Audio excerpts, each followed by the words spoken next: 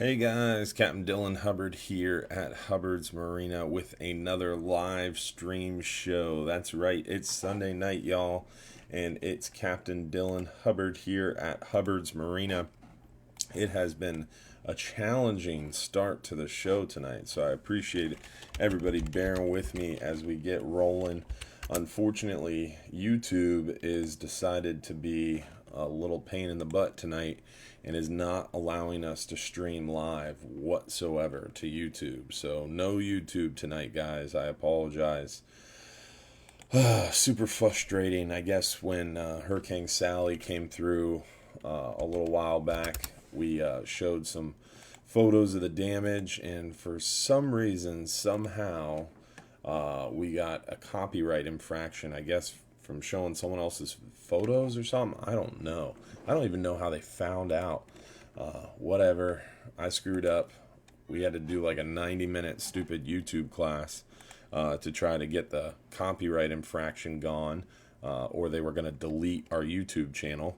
We went through the 90-minute class, and now for 90 days we're restricted from streaming live, apparently, which is total BS. Over a total accident, but whatever, we're going to try to figure it out for next week. So appreciate everybody being patient as we sort that out. We will hopefully be ready to rock and roll next week for YouTube. But for tonight, it is Sunday night, October 25th, 8:32 p.m. We are going to get started on our live stream show on Facebook, where we don't have these problems tonight. Thankfully, we got something to work tonight. After the YouTube issue, then we couldn't get the webcam to work. It was a challenging start to the show, so thanks for bearing with me, guys. It was a little late, but we're up and running, so that's good. Richard Blazak, thanks for the stars, buddy, getting us started off right. We're going to be starting here very shortly with the live stream fishing show here at Hubbard's Marina. Just bear with me a few minutes so we can get these live show comment pickers rolling, because we want to obviously give away our free fishing trips here shortly during our live stream show. Just bear with me and we'll get started. Remember to comment where you're watching from. Don't forget to like our video, and don't forget to subscribe to us, or like our Facebook page, like us on Facebook, like the video. Don't forget to like the video. A lot of people watch and don't like the video. Always helpful when you like the video for us. Helps us spread the word, spread the good words. So make sure you like the video, comment where you're watching from, make sure you like us on Facebook. And we're going to get rolling here very shortly. It's been a long day, man. Got to work this morning at 5:30 a.m. Got home from work shortly after 7 p.m. Been a very long day. I've earned this Jameson tonight, baby. Hopefully everybody's got their venting tools ready. And hopefully you're ready for a good show. I know I am. We had a great Save Johns Pass rally tonight. It was a lot of fun. I'm going to talk a little bit about that. We got a lot of great photos to show you tonight for sure. So excited about that. Got some weather issues to talk about. So I think we're ready to get right into this bad boy. Again, don't forget to comment where you're watching from. Don't forget to like us on Facebook. Don't forget to like this video and share this video. Share this video on your timeline and your favorite fishing group. Share it away, guys. Thanks, Jim Evans, for sending some stars. Terry Feather for sending some stars. Appreciate you guys. Let's get rolling. Hey guys, Captain Dylan Hubbard here at Hubbard's Marina. Again, apologize for any of you guys who normally watch on YouTube. Unfortunately, tonight, YouTube's being a little tricky and we can't unfortunately stream live to YouTube. I explained that in the beginning of the show. Unfortunately, YouTube's just deciding not to allow us to stream live right now. So hopefully we'll figure that out for next week. Super frustrating, I know, but we're going to work hard on that this week. But unfortunately, kind of found out a little too last minute tonight with our Save Johns Pass rally. I got started later than I would have liked and didn't really have time to try to work a miracle before the show.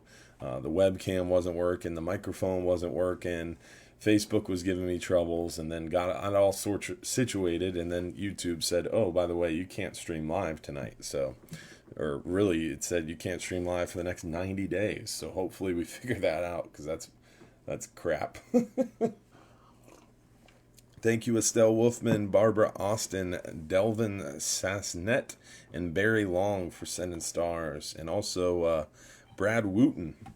All right, guys, so let's get right into this and start with some inshore fishing catches. Show you what we've been seeing inshore. So the black drum bite's been picking up around the bridges. We're seeing those black drums around docks, bridges, jetties. The inshore gag grouper bite's starting to pick up for sure.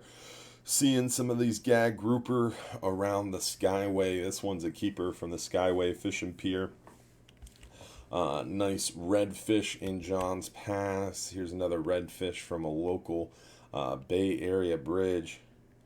It kind of looks like my parents' neighborhood. No, that's close. It's around TI, I believe. Nice redfish. Redfish action's been hot lately. Seen a lot of redfish. October's that time of year. These sheep's head are starting to pick up. Seeing more and more sheep's head as the water cools down. We've had a lot of snook lately. The snook bite's actually been pretty darn good in the past at night, even though it's not really the time of year where we typically see a bunch of snook in the past. Thank you, Randy Kessel, and of course Dan Netto hitting us strong with 500 stars. Thanks, Dan. Appreciate you. Let's see what else we got here besides this big old snook from our friend John Sasser. Oh, that was the last photo. We're out. So snook bite's been pretty darn good. Tons of redfish lately. Sheep's head are picking up. Black drum are biting well around the structures. And let's get our way near shore. So near shore, been seeing some nice hogfish action. The hogfish bite's definitely picking up. Been seeing some good mangrove snapper action. This is from today's 10-hour all-day trip. Nice mangrove, nice hogfish, nice kingfish. The kingfish bite's definitely starting to pick up, which is awesome. Thank you, Chrissy, for sending some stars. Someone just asked how to text us. That phone number right there in the upper right-hand corner, 727-393-1947. That's how you text us, and you text your questions into the show. I'm noticing my screen's blinking, so let me try to solve that. It is not my night tonight. A lot of technical difficulties, but we can fix that. All right, so no more screen blinky. Got that situated at least. Now my color's not as good, but hey, no more screen blinking, I think. So here's a nice kingfish from the 10-hour all day. Here's some gag grouper from our friend up north, fishing shallow waters way up north. Hogfish bite is definitely picking up. This is from a 5-hour half day. Some nice hogfish. Another 5-hour half day hog. Some more hogfish. I believe this was from a 5-hour half day. Another half day. There's another shot of that young man with his big old hogfish from the 5-hour half day. Smokey's starting to catch them kingfish. He might have got it back a little bit. There's a kingfish on the troller. Another kingfish. This was from the hub. Captain Sal and Rob caught this kingfish on a hub private. Or no, this was one of the last 10-hour public trips on the hub. Nice mackerel from the 5-hour half day. Red grouper from the hub 10-hour private charter with the Wounded Warriors. Wounded Warriors have been fishing with us quite a bit, and they did really well on their last trip out. Here's another Wounded Warriors red grouper. Always good to see those guys out fishing and catching some nice fish. So the big story near shore is the hogfish bites picking up quite a bit at a rapid rate. We're seeing some nice some nice mackerel. We're seeing a few big kingfish, and the gags are starting to pick up. So exciting time near shore. Nathan Pittman, buddy, 2,200 stars. Really appreciate you, Nate. Thank you, buddy. It's been a long day. I need that. Long day. So let's work our way offshore, show you what we've been seeing offshore. The offshore bite's been good to us the last few days. We finally got a little weather window. Flying Hub 2 went out there, did well. Some nice kingfish action, some red grouper. We got the last little push of the triggerfish. Let me see what else we got here. Some big fat red grouper. Look at that red grouper from the 12-hour extreme trip today. We got a big eye toro. Looks like it was caught in the eye by that vertical jig. That's a big eye too. Nice mangrove snapper. Nice triggerfish on the 12-hour extreme. Nice mangrove. Big lane. Nice mangrove. Here's some 39-hour fish. The 39-hour trip had some nice amberjack. Not a ton of them, but they got a few nice ones. Nice mangrove from the 12-hour. Here is Jennifer Roberts and John Martin, the two jackpot winners from the 39-hour trip. An unnamed source sent me this 39-hour jackpot photo, and you can see here that Jennifer took home not only the red grouper, but also the biggest mangrove snapper, and John Martin caught the biggest amberjack. So pretty cool. Congratulations, Jennifer Roberts, on catching the two jackpots, biggest grouper and biggest snapper. Her husband, Greg Roberts, stood by and cheered her on. Love you, Greg. Nice red grouper from the 12-hour, this was from the 39-hour, excuse me. Nice mangrove snapper. Another nice mangrove snapper. There's a big old goozer from the 39-hour trip. Some nice mangroves for sure. And then our friend Estelle, fish hog, as Captain Brian calls her, showing off a nice chicken dolphin. It's even a little bigger than a chicken dolphin. Nice gag grouper, nice red grouper, mangrove, triggerfish, mangrove snappers, mango. Look at that mangrove. This was a gaffer. Big mangrove. Wish we got a better photo of that fish. That's a beautiful mangrove snapper. It was one of my favorite eating fish, strawberry grouper. Strawberry groupers. They're real good. This one's a rock hind. But more commonly referred to as a strawberry grouper. Here's some big stringers as we're packing fish, triggerfish, mangroves, red grouper, porgies, sand tile. There's a unique one. That's a Spanish hog. A Spanish hog, deep water, fairly rarely caught fish. It is a hogfish. It's in the wrasse family. It's called a Spanish hog. Beautiful fish. Good eating. So, as you can see, the deep water offshore bite is going well. We had a great weekend. Lots of good fish for sure. I like that red grouper. That's a beautiful fish, man. Fatty. Nice one for sure. So that's it. Near shore, or inshore, near shore, and offshore. I do want to touch on real quick our Save Johns Pass rally. The first one went well today. Just about 48 hours notice. We got a bunch of people together. Here's a photo from today. This family is out there playing. This father was playing with about had to be 2, maybe 3-year-old kid. And they're standing on a shelf way out there in the pass. You step off that shelf, it goes from 2 feet deep down to probably 10 feet deep, and the current is just ripping. 2-year-old child out there playing on that shelf. Very easily swept out to sea. Crazy. Randy Kessel, thanks for the stars. Shelly Hayduke, thanks for the stars. Jennifer Roberts, thank you for the stars. Dave Decatur, Jennifer Roberts, Appreciate you guys sending stars. Here is the hashtag we are using, Save Johns Pass, a local advertising boat, FloridaBeachAdvertising.com. Our friend Captain Dave Duvernay came by with his big sign boat and displayed this during the rally. It was really cool, totally unexpected, super awesome of them. So big shout out to Florida Beach Advertising for doing that. It was really cool. And here is our ABC Action News interview. This will air live tonight on ABC Action News, Channel 28 if you're local, at 11 o'clock on the news, or you can watch live on abcactionnews.com if you are not local. Let's see here. What else do we got? Here is Representative Jennifer Webb coming out to join the rally.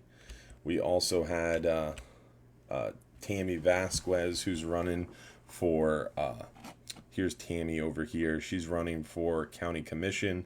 And in the orange and white, that is Linda Cheney. She is running for state representative. She's actually running against Jennifer Webb, who was also at the event today. So we had two state representatives, and then Tammy Vasquez, who's running for county commission, sporting her Hubbard's Marina gear. It was pretty cool. It was a great event.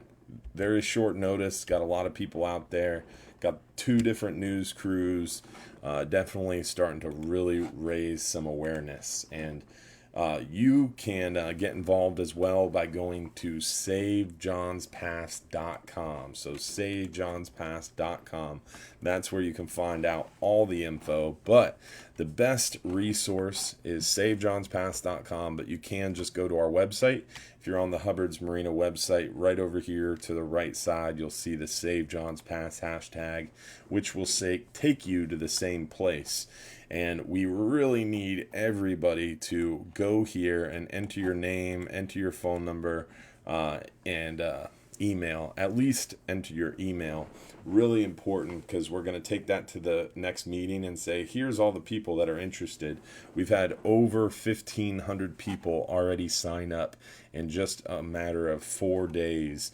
So really cool to see the community really stand up for Johns Pass. But this website, again, SaveJohnsPass.com, talks about all the issues, talks about the causes, and even talks about the permanent fix.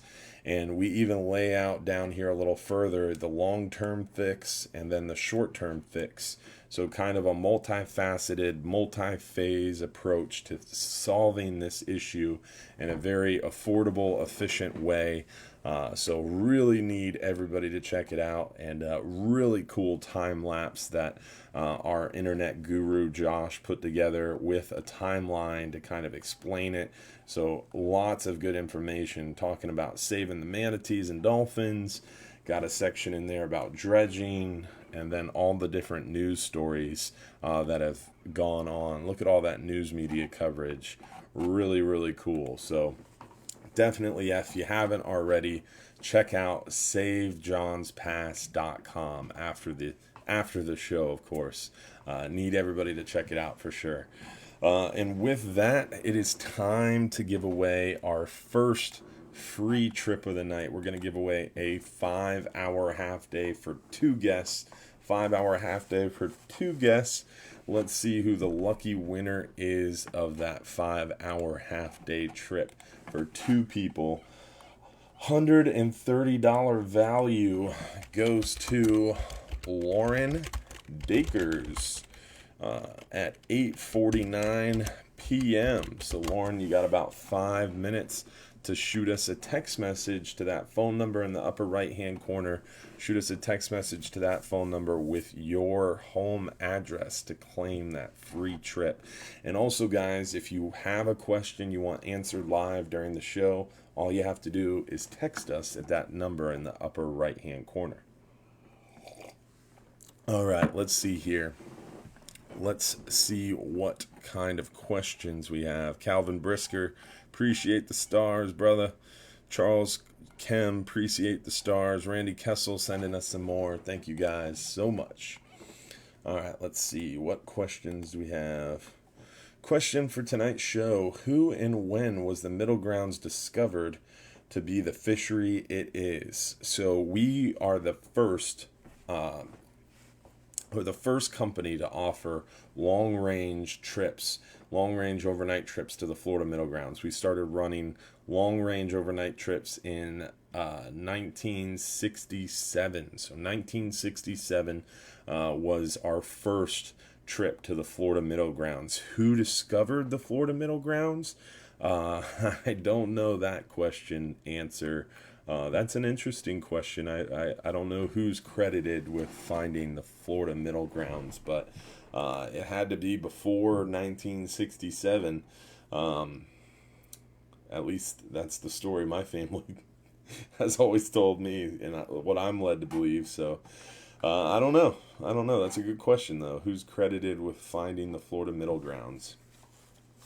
Someone smarter than me out there might know. Who knows? Terry Feather, thanks for sending more stars. I was out of town this weekend. Will there be more Save Johns Pass rallies coming up? So on that website, if you go to, again, just savejohnspass.com, there is a flyer there for the next rally, which is November 6th at 4 p.m. So November 6th at 4 p.m. is the next one. It's going to be held at the Madeira Beach City Hall. It's a peaceful gathering.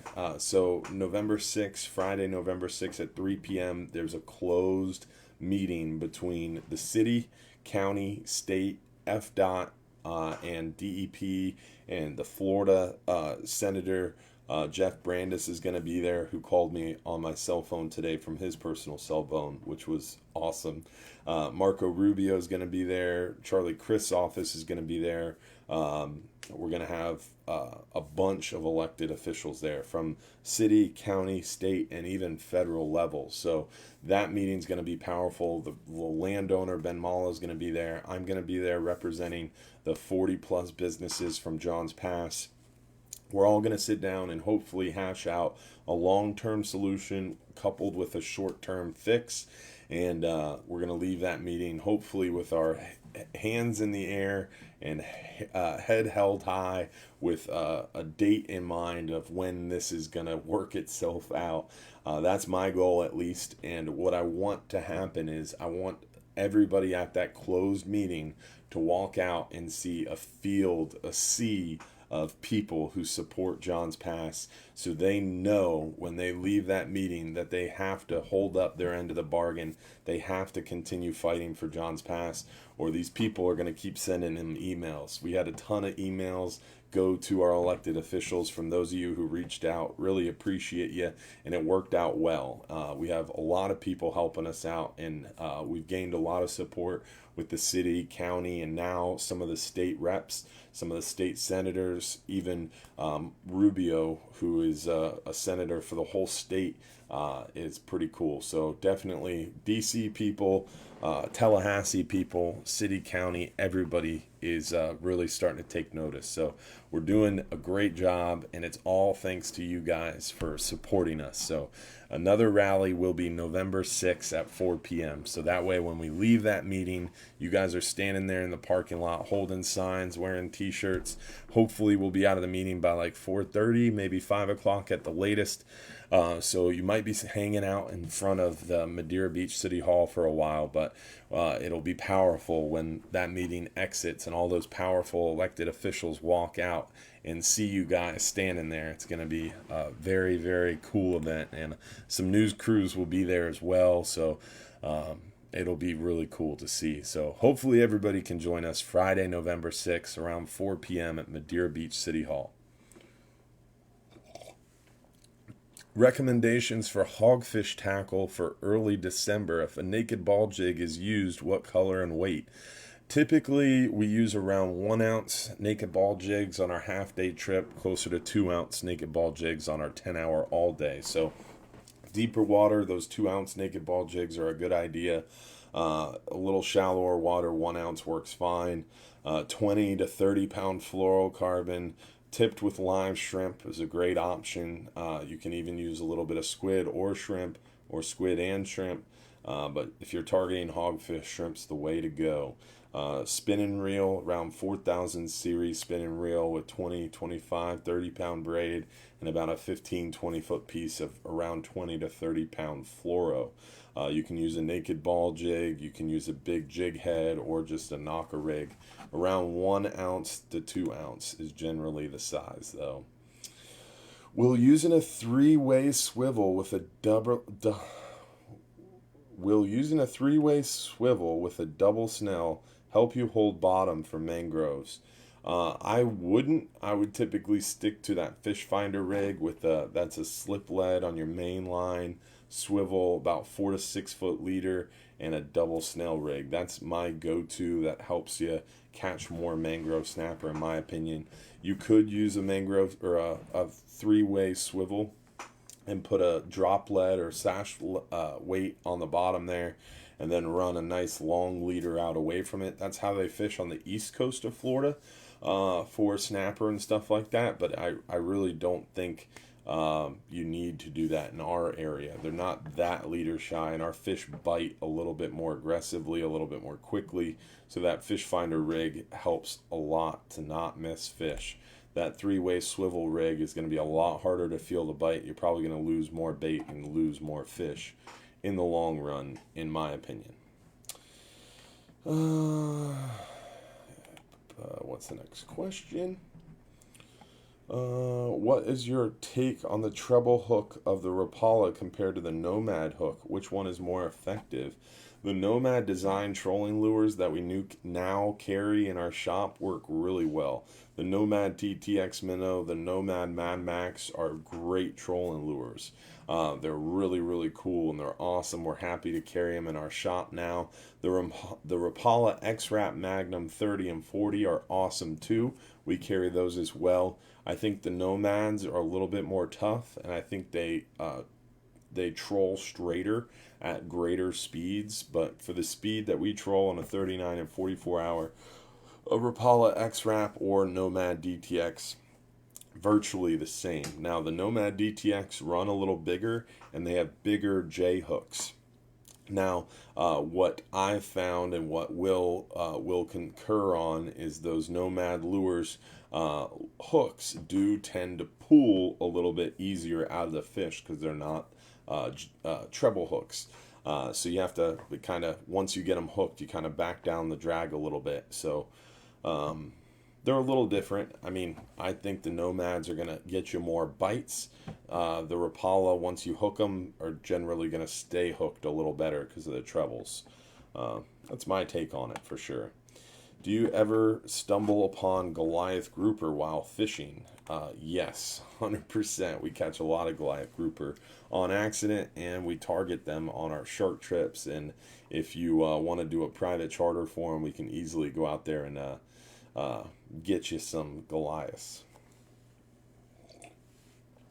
Are you guys still fully operational in terms of half day, full day, 12 hours, 39 hours, etc.?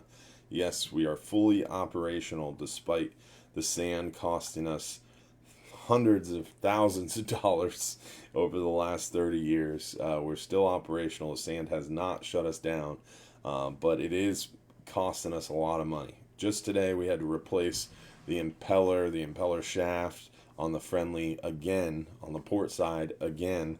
That's like the third or fourth one in less than 2 weeks, and they're $300 a shot. The sheaf is another $150, so easily $450 every time we have to do that, and we've had to do it multiple times in the last 2 weeks due to that sand eating up the impellers. So super frustrating, super expensive, super tired of it. Hopefully we can get a solution. If you want to catch larger pinfish for a 39-hour trip, where's a good place to go? A lot of people fish off the Skyway prior to a 39-hour trip to catch their own bait.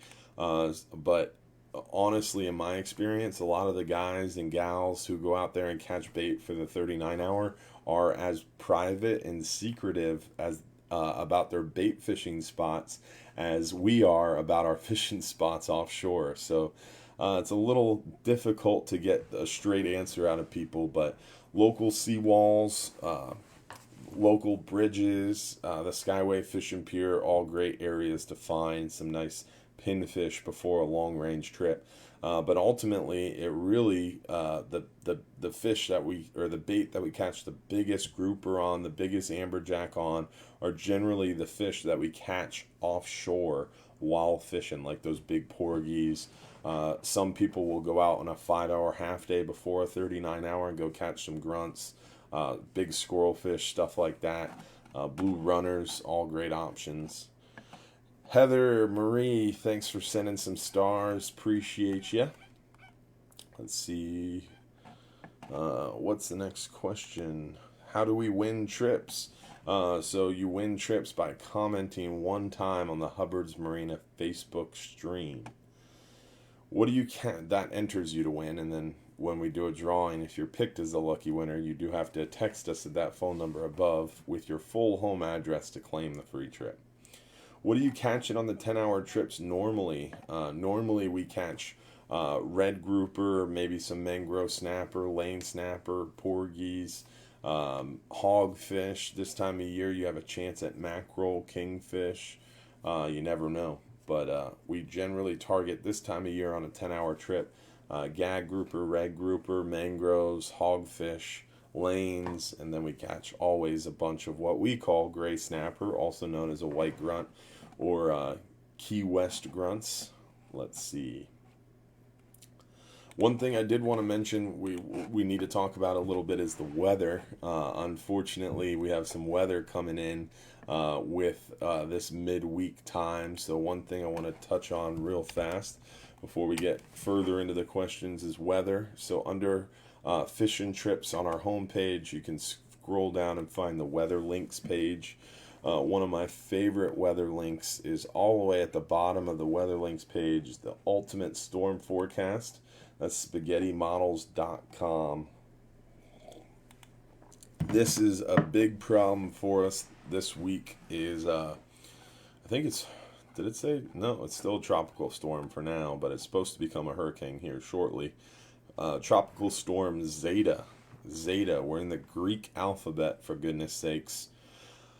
Unfortunately, but 2 p.m. Wednesday, so basically almost all day, Tuesday and Wednesday, we are going to have a hurricane or tropical storm in the Gulf of Mexico, which is going to make a bunch of mess and rain and wind and waves around us offshore. So not looking so hot for that reason, but most of this storm is going to miss us. As far as the brunt of the storm, but we're definitely going to get some rain. We're definitely going to get plenty of wind and weather. This is mikesweatherpage.com. This is my favorite weather site for all things weather.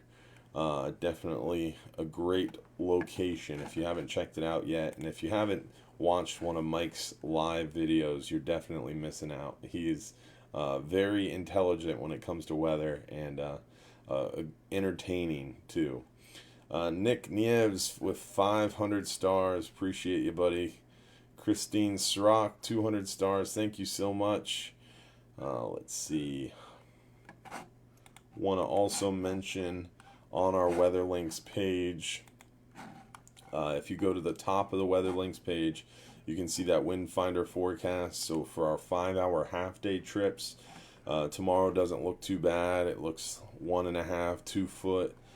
Tuesday, the weather starts picking up, starts getting bumpy, even close to shore. Wednesday, not looking so hot, almost 4 foot Wednesday. And this is again the inshore forecast. That's the Egmont Key. If we skip to our long range forecast for the 39-hour, 12-hour extreme, Monday starts to get a little bumpy. Tuesday does not look good. Wednesday really doesn't look good. Starts calming down Thursday and Friday. And then Friday we get a nice little cold front, which is nice. And then we got a high pressure settling in behind that late part of the weekend. So lots of stuff going on. We got tropical storm Zeta. We got a cold front. Then strong high pressure settling in behind everything. So interesting few days of weather ahead.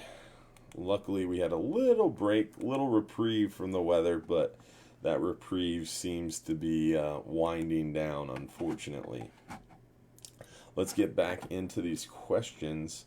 Hey, Captain Dylan, how are you doing? I like to fish for hogfish. What do you suggest? Half day or the 10-hour? Do we offer afternoon half-day fishing trips? So we normally offer afternoon half-day trips all spring and summer, but because of this time of year being slower, we don't necessarily offer half-day trips in the afternoon a lot unless we're busier. So like on the weekends, on Saturdays, a lot of times we'll have an afternoon half-day. But for the most part, it's every morning we have a 5-hour half day, and then Tuesday, Thursday, and Sunday we have that 10-hour all-day trip. So that's how the schedule looks this time of year. As far as hogfish goes, a 10-hour all-day gives you more time to target them and kind of dial in on them. 5-hour half day is a great opportunity to catch some, but we don't always have a ton of time, and generally we're trying to catch a little bit of everything for everybody.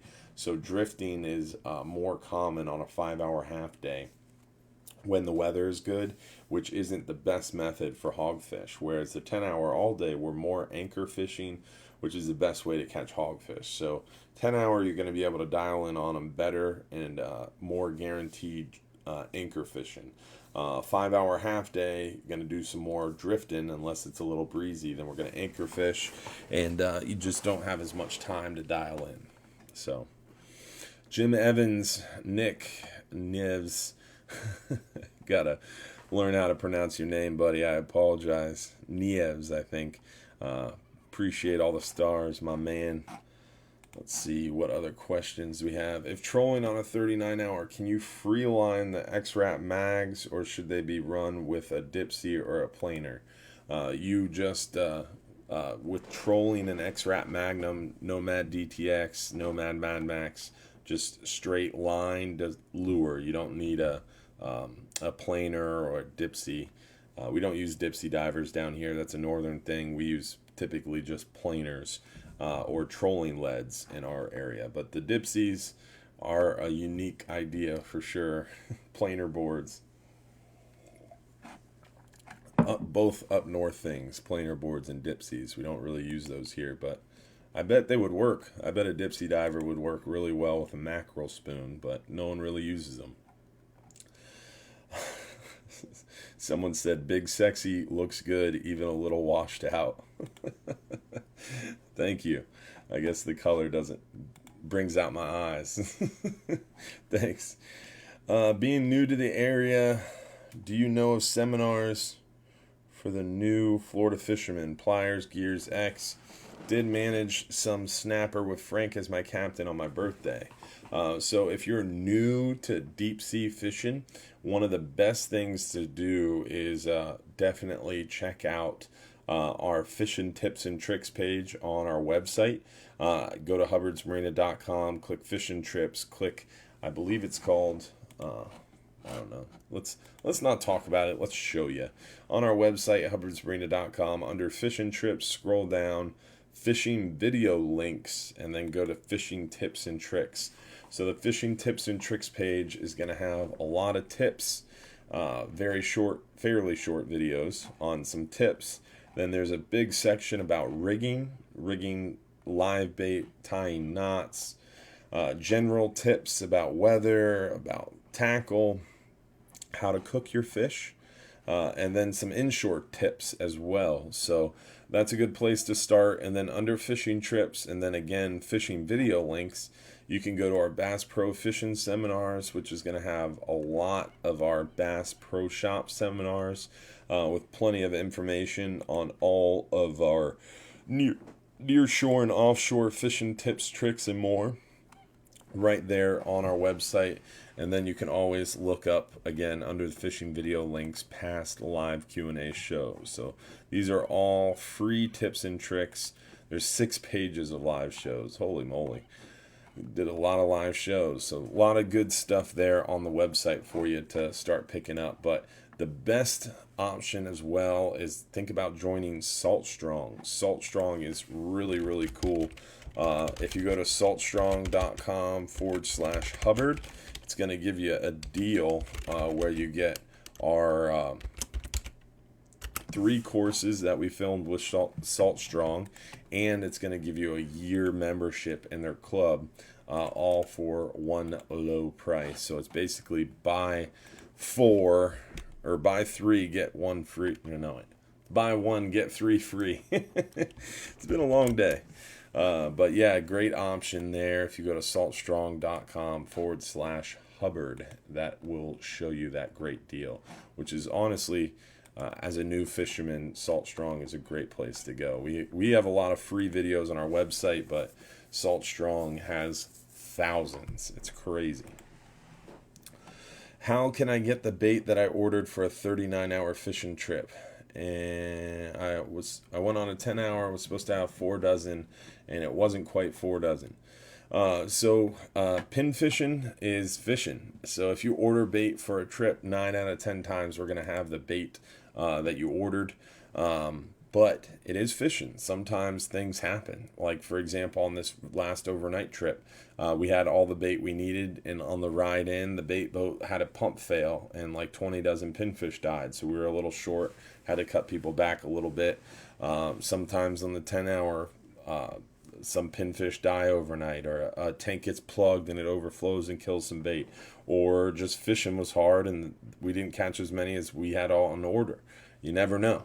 But we always strive to have as much bait as ordered. But when we have big orders of bait, we have warm water in the summertime, or this time of year we have bad weather and still big orders of bait. It's tough sometimes to get full orders of bait. It's ultimately fishing. We can't control fishing, whether it's bait fishing or grouper fishing, but we always work really hard, and generally it's not an issue. But sometimes things happen. So if you want to be guaranteed the amount of bait, you're welcome to bring your own. You don't have to buy it from us. We try to make it easy and provide it, but it is ultimately fishing, and I can't always guarantee that we're going to have everything you ordered. So you're always welcome to bring your own if you want, but that's a pain in the butt. But you're welcome to do it if you'd like to. And then you can know for sure you have all your bait, but then you might have your pump die on the way there, or you might get here and your battery dies or your bubbler dies, and then you're going to go through the same pain that we go through trying to keep that bait alive. It's tricky sometimes. I've been killing trout in the bay lately by chasing the mullet and bait fish, but can't seem to hook any redfish. Am I heading into the right direction by following, or am I approaching it wrong, following the bait fish? I typically would target those schools of stingrays or dolphins or big schools of mullet for redfish. Look for diving birds, actively feeding. This time of year, the redfish are pretty schooled up, so if you find one, you're typically going to see a few more. Look for them out in those shallower grass flats, anywhere from 2 to 4 foot. I'm not really an inshore expert, but you want to make sure you're looking in those areas where there's going to be a freshwater outflow, some big grass flats. Oyster bars are great for redfish. We're also seeing a lot of redfish around the passes right now, catching a lot of redfish on the north side of Johns Pass, up underneath the bridge at night before sunrise. All great options for redfish right now. Husband has a friend flying down tomorrow for 12-hour and 44-hour trip. What's happening regarding the storm entering the Gulf? So we talked about that a little bit ago. Basically, Tuesday and Wednesday are the bad days. And then we get a little weak cold front over the weekend. So the 44-hour looks a little bumpy, but not bad. It looks doable.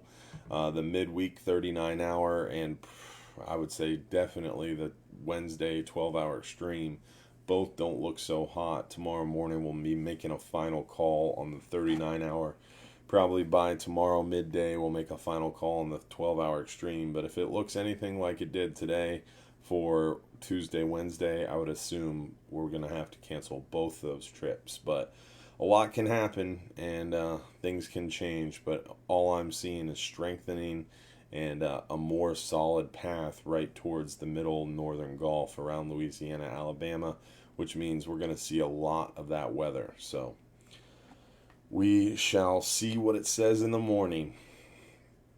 Looks like the water is going to be a little rough for Tuesday's 39-hour trip. Are we still going? Just talked about that. Basically, we're waiting and seeing. Tomorrow we have the 6Z forecasts. That modeling will be done probably around 8:30, 9 a.m. So sometime tomorrow between 8 a.m. and 10 a.m. we'll make a final call on that midweek Tuesday, October 27th, 39-hour. And if we make a decision, when we make a decision, we'll call you, we'll email you, and we'll text you. So sit back, relax, we'll let you know. I'll be down next week and stopping in for some surf fishing gear and bait. Are the pompano on the beaches? Yes, yet. Some people are catching some pompano. They're not super thick, but they're definitely starting. What else might I expect to catch this time of year from the surf?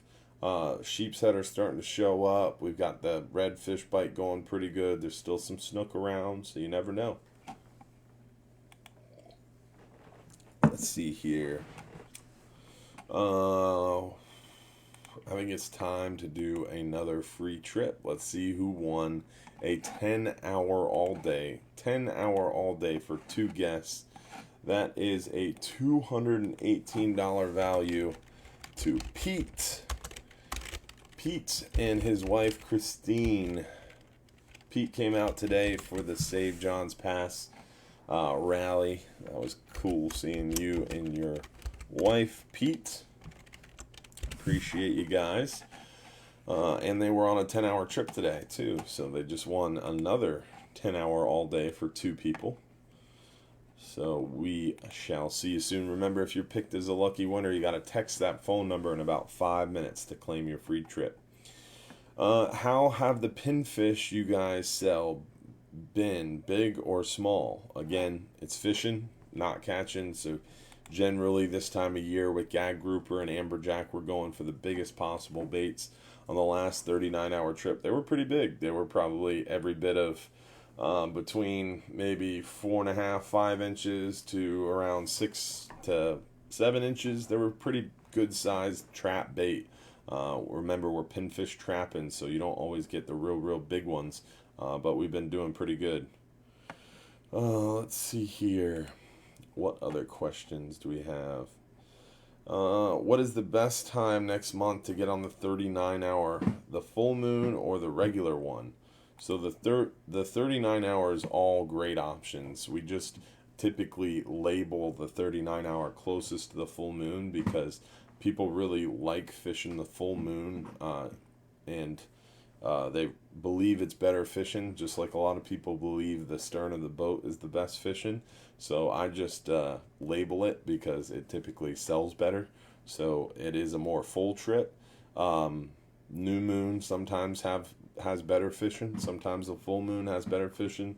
Sometimes the first and last quarter moon have a better time fishing. I would say go when you're available, go when you can. And sometimes it's going to be better on one moon phase or another. Moon phase is just one variable of 50 that affect the way the fish bite. So don't let a moon phase talk you out of going fishing or talk you into going fishing, because other things can be affecting it to make it negative or positive. So I would say go fishing when you have time to go fishing and make the best of it. Will the COVID issues cancel this December's boat parade? We don't do the boat parades. We don't have any control over the boat parades, so I don't know. I can't speak to them.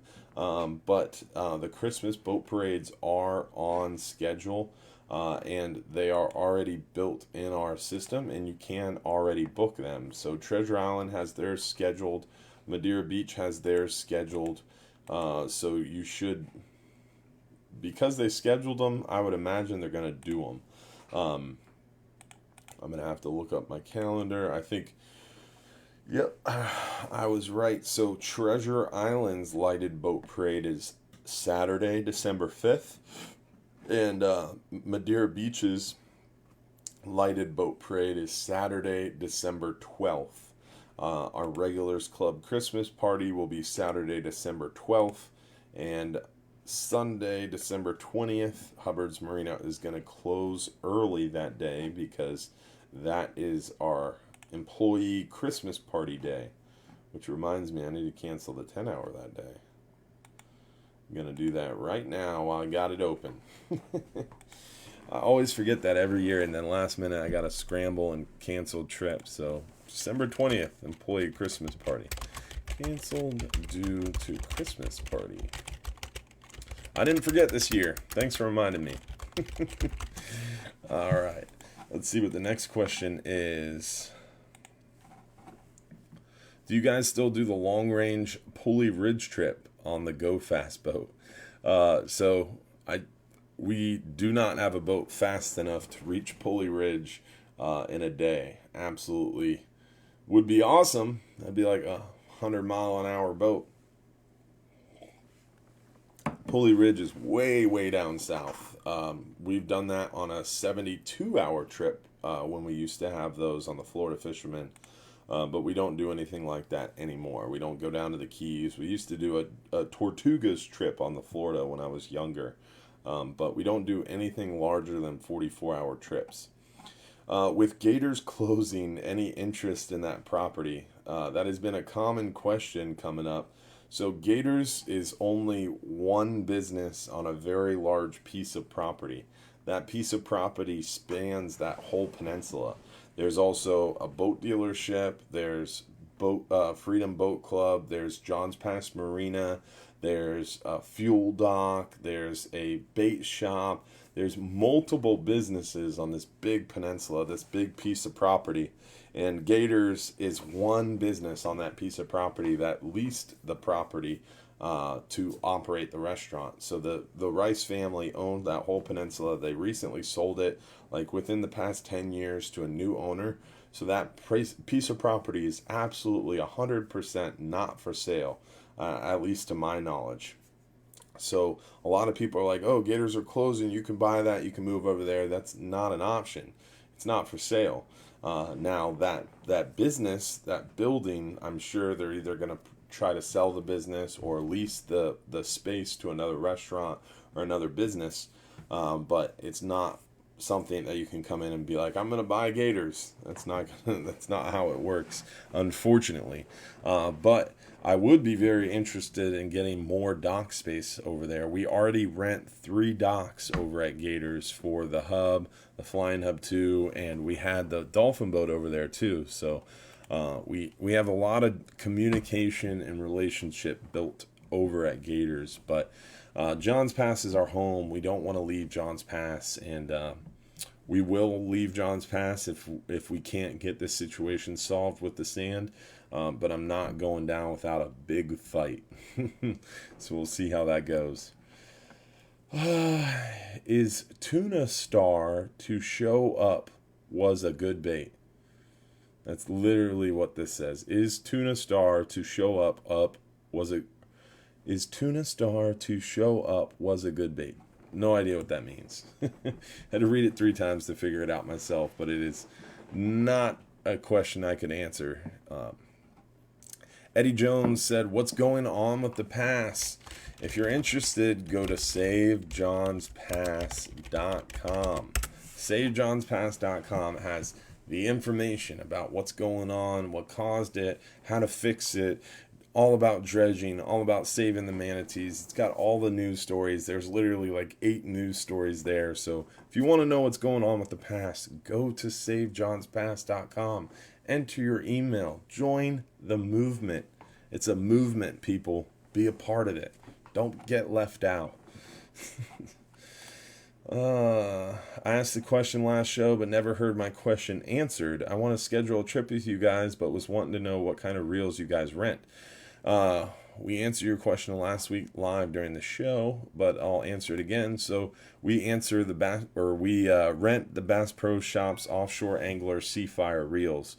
Depending on your trip, it depends on the size. So on our half-day trips, 10-hour trips, we do 4/0. On our longer range, 12 and 39 and 44-hour trips, we rent 6/0. So Bass Pro Shops offshore angler Seafire reels. We get new ones all the time. I'm actually in the process of ordering us brand new reels.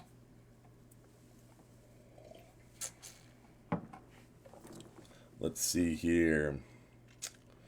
What other questions do we have? What's the best time to come and catch big fish?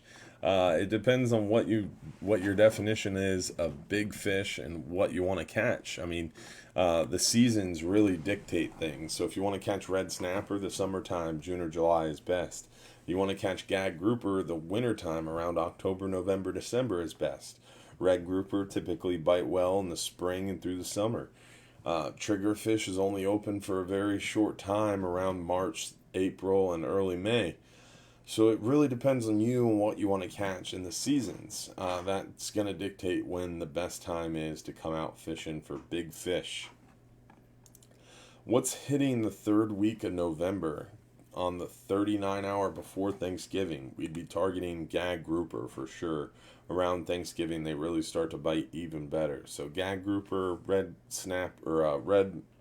grouper, scamp grouper, mangrove snapper, porgies. We see vermilions, lanes, almacos, bunch of different fish, but definitely gag grouper would be the target.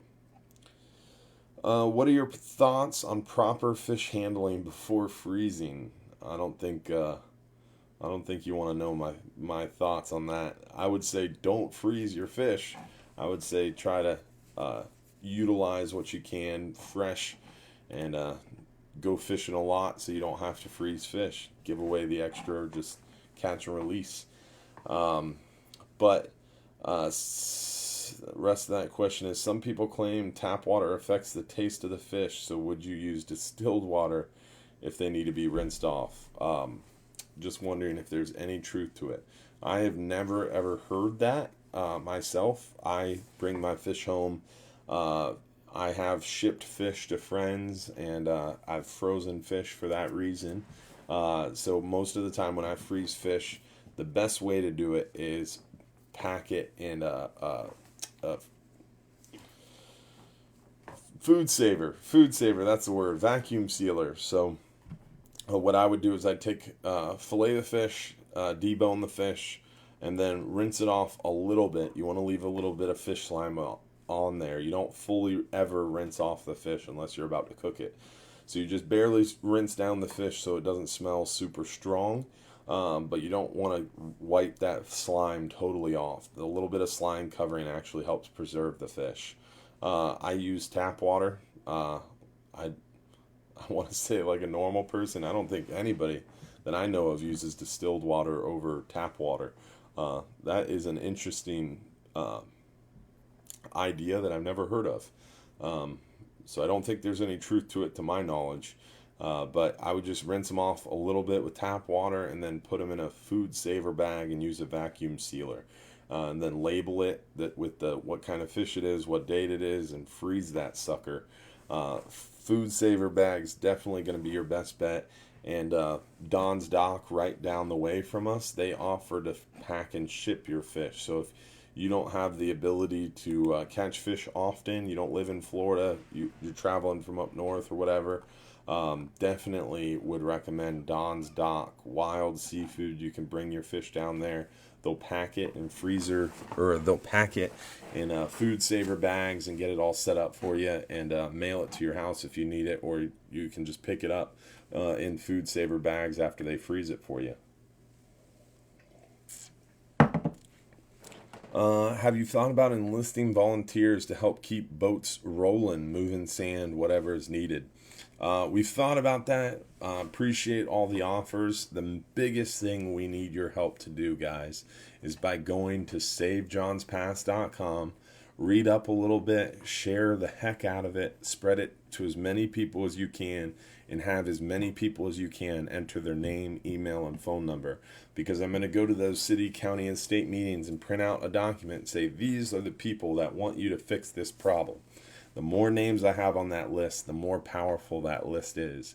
Also, I really need as many people as possible to be educated on the subject so we can spread awareness and help reach more news media. The more news media we have that watch it, or cover it, the more people are going to go to the site. The more people go to the site, the more educated they become. The more people sign up their name, phone number, email. The longer the list I have grows. So when I attend these meetings, I can be like, here's the 45 Johns Pass businesses. Here's the 2,000 people that signed up on the website. And we want this stuff done today. So that's what I need your help with more than anything, for sure. What other questions do we have? Was wondering your thoughts on the weather for the 44-hour weekend trip. I'm freaking out about it. Can you please figure out a way to control the weather so I don't have to worry about trips? This weekend's 44-hour, we talked about it already. It looks a little bumpy, but not too bad. It looks doable right now. Is it just luck to get monster hogfish in the middle grounds? I have seen a couple pics from your trips with them. So yes, we do get monster hogfish in the middle grounds occasionally. We got a 17-pounder. We caught a 19-pounder. Seen a 21-pounder was the most recent one. One was caught on a squid cube, fishing for millions with light test. One was caught in a pinfish with 60-pound test, fishing for grouper. One was caught in a sardine.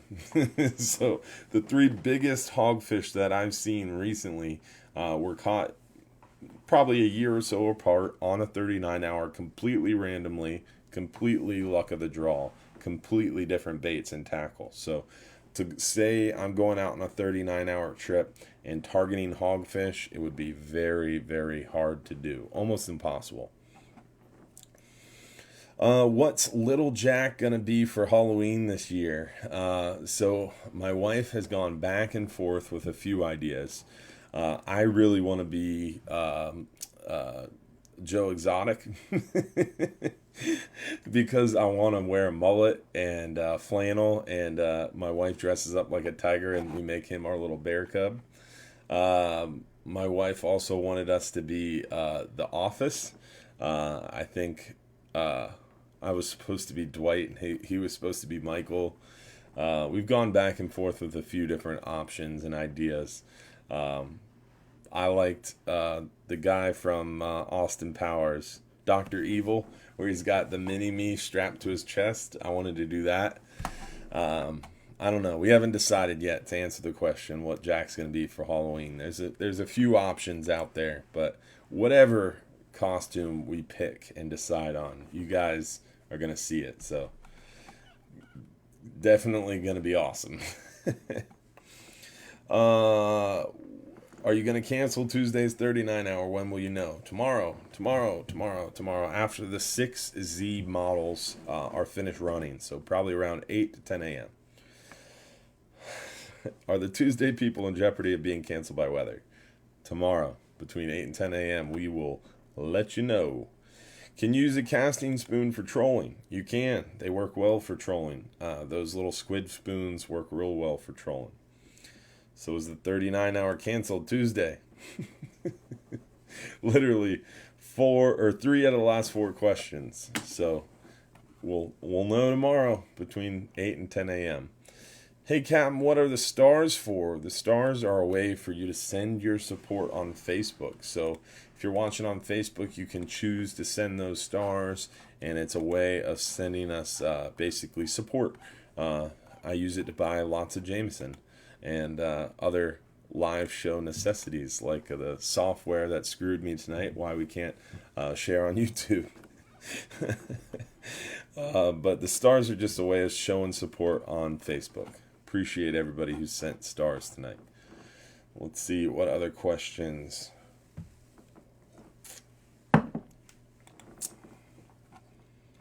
Can you bring a fishing rod on the Egmont Key trip or Shell Key ferry trip? Yeah, we've talked about this before on the show. Shell Island around Irma Pass is a great idea. Egmont Key around those grass flats on the south east side of the island. A good idea to go fishing over there.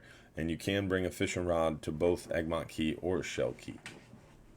It's a 39-hour going on Tuesday. Tomorrow, 8 to 10. Let's see here. I think everybody's scheduled for Tuesday's 39-hour is on here. I don't mean to laugh, guys. I'm upset about it too. But basically, we want to wait until the last minute. Nothing is worse than canceling a trip and then having something totally change, and the weather ends up being nice, and we cancel the trip for no reason. Canceling a trip for me is a lose-lose. If I cancel it, you're upset I ruined your plans. If we go out and it's really rough weather, you're upset we took you. With a hurricane or tropical storm, it's dangerous. So ultimately, if this storm is going to be off our coast, it's going to be a Cat 1, Cat 2 storm, we're not going. So right now, it looks like it's going to be a Cat 1 or Cat 2 off our coast. Don't think we're going to be able to go. But with these tropical systems, a lot can change, a lot can happen.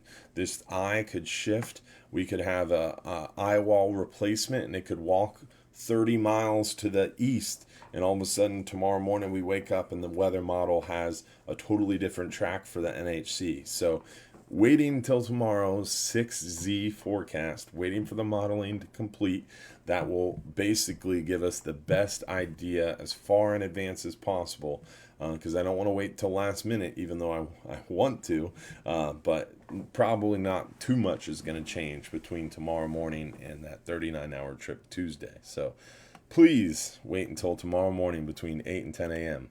Or you're welcome to just call us tomorrow morning and cancel if you don't want to wait. But that's when I plan on making a decision based on real solid weather modeling. On the 10-hour trip, can we rent a trolling rod? No, we do not rent trolling rods for any trips. And generally on a 10-hour trip, you can't troll. You can troll on a 5-hour half day, 39-hour or 44-hour 9 out of 10 times. On a 10-hour, 12-hour trips, most of the time you cannot troll because we're moving a little too fast. Let's see, what other questions? I plan on bringing 2 setups on the 39-hour in December. What braid, top shot, leader sizes would you recommend for night and day? So the best place for tackle questions is 100% our website. I personally wrote all the tackle suggestions on our website. So when you call me, email me, text me about what tackle should I use on this trip, I'm going to just read or parrot what I wrote on the website back to you. So website's the best resource in case you forget what we talked about here tonight. But at night on a 39-hour trip, generally 30, 40, 50-pound test. This time of year, probably around 50-pound test because Gag Grouper's open. During the day, typically around 60-pound test or 80-pound test if I'm fishing big baits. And then like 40-pound, 50-pound if I'm fishing dead bait for snapper. So you use your nighttime rig during the day. If the bite's a little slower, you're using dead bait. And then you use that daytime big tackle rig if you're dropping down big live baits. Mike Hart, thanks for the stars, buddy. Let's see, what other questions do we have? Good fishing rods and reels are expensive. Are there any good places to buy them secondhand? Annual swap meets or secondhand sporting goods stores? Pawn shops sometimes have some good options for you, but I would say probably if you want to go touch it and feel it, I would say one of the local flea markets would be a good idea. Has anybody used a double snelled chicken rig? I can honestly say I don't know. It's an interesting idea. I wouldn't do it. If you have a double snelled chicken rig and you swing that over for me to unhook your fish, I'm going to throw it on the ground. Chicken rigs are dangerous by themselves, let alone double snelled chicken rigs. That just to me sounds like a hook in the hand. I would say you probably wouldn't do that. I mean, a double snell rig, the reason you're using that is because you're targeting a very leader shy, smart mangrove snapper. They will not bite a chicken rig 9 out of 10 times. They're smart fish, they're leader shy fish. So don't do a double snell rig on a chicken rig. It's not worth it. It's not worth your time. It's not worth the danger to the crew, captains, or yourself.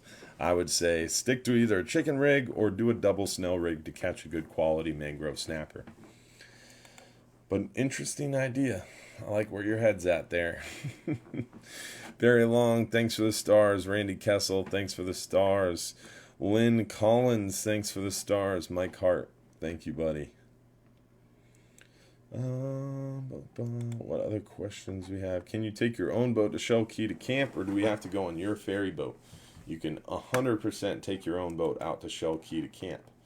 Doesn't have to be our boat, but you have to have a camping permit. So get your camping permit. Might be easiest to do that through our website, since we have all the links and information and directions and rules there. But you don't have to use our boat.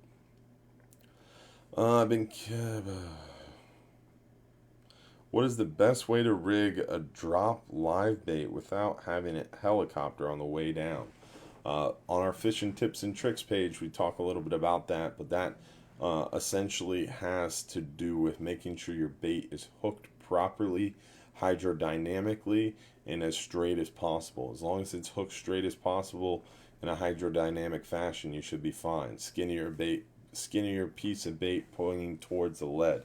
So if the head's on there and you cut the tail off, you want the cut tail portion pointed at the lead, or the head pointed at the lead. You don't want to make sure it goes down sideways or it's going to spin. You want to make sure you have a good swivel. You want to make sure there's no bend in the bait. You want it to be nice, natural, straight, and it's going to make sure it goes to bottom.